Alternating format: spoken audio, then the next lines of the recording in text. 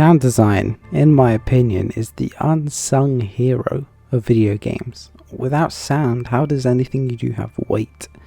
Sound gives your brain the small context clues it needs to understand its surroundings. It further immerses you into the game. Since pondering this, my mind drifted to certain games I'd say have great sound design. The Last of Us Part 2, Portal 2, but most importantly, Subnautica.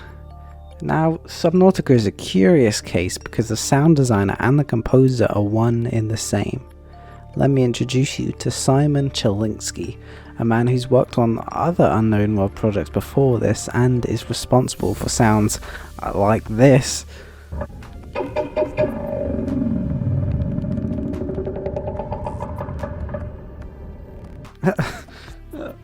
That is a crab squid, a creature that can disable any technology within its range. Terrifying. And this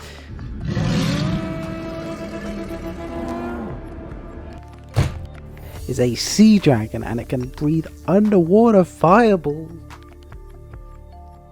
Okay, calm yourself.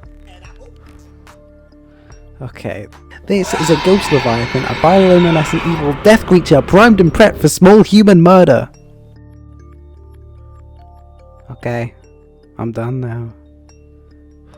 Okay, so while researching for this video, I noticed that Mr. Chylinski over here has actually been fired in 2018 over many hateful statements. So we're just gonna separate art from the artist and move on. Anyway, let's move on to what this video is actually about.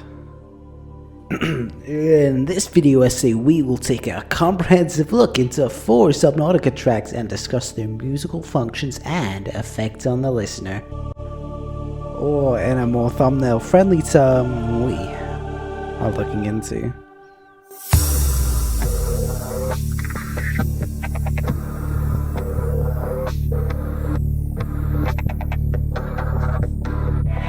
The song you're listening to right now is called Salutations, and it might seem familiar to you.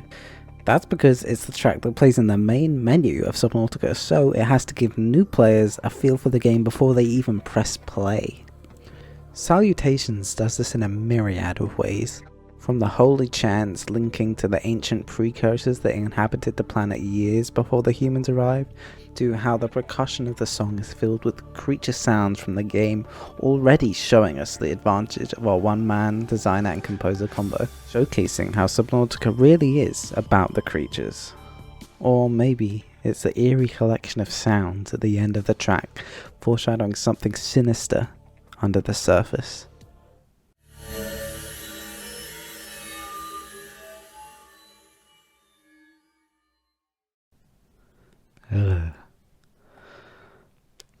For those of you who don't really have a grasp on Subnautica history, this game is in early access for 3 years before the official release, so for the people who have stuck with it from the beginning, watched it grow, at least from my experience, have a sense of nostalgia, remembering how you felt, what your life was like along with every update. It's pretty cool. Anyway, on to song 2. Well, technically song 11, if we're going by the number on the soundtrack. Has the scratching made you uncomfortable yet? This is Original Inhabitants, and it's pretty creepy. It plays in the alien caches of the game, which are small pockets of ancient alien technology containing things from extra ion cubes to their alien arches that teleport you around the map. Or remnants of the precursors' experiments on skeletal remains of long dead creatures. The deep echoing chants in the song linking to the eeriness of walking into a deserted scientific outpost, knowing that the scientists' experiments were in vain. The chants then crescendo, leaving only echoes of uncanny creature sounds used as percussion, similar to Salutations, but so different.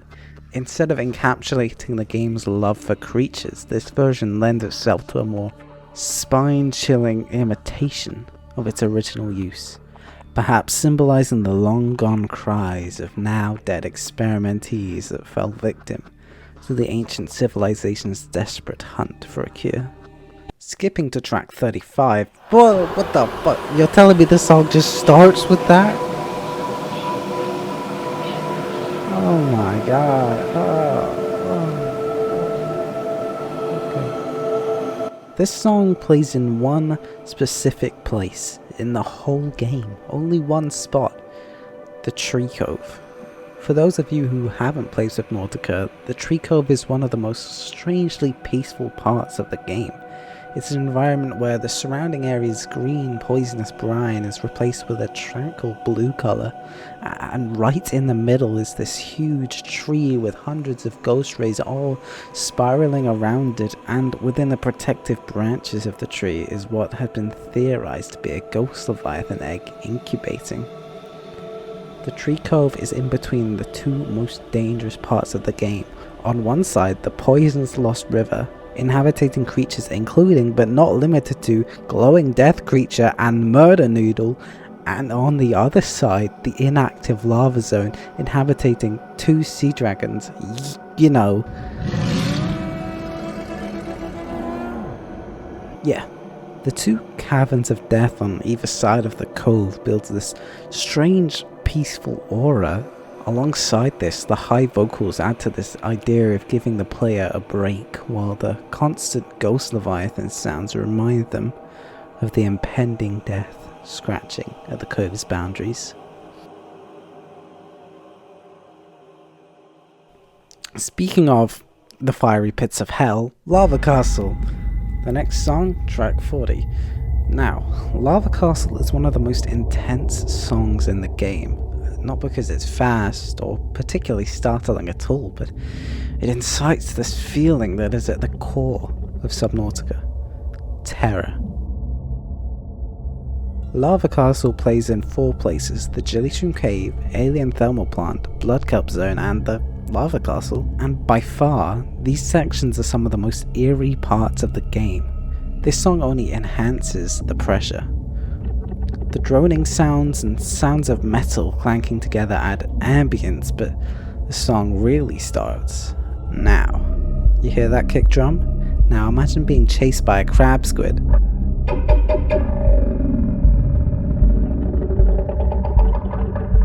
That one, while this kick drum plays in your ear. This song playing while you're being chased will make you fear the deep.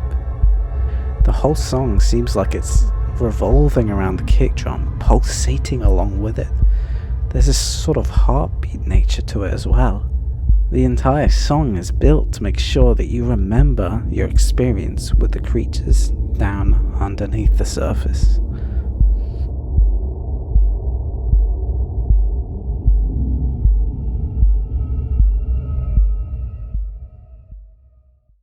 Hey guys, thanks for watching the video. Hopefully it's out before Below Zero. I thought I was going to be like 20 minutes long, but I think it might have ended up pretty short, so I'll try to use more songs in the next video. It might take more work, but fuck it, you know.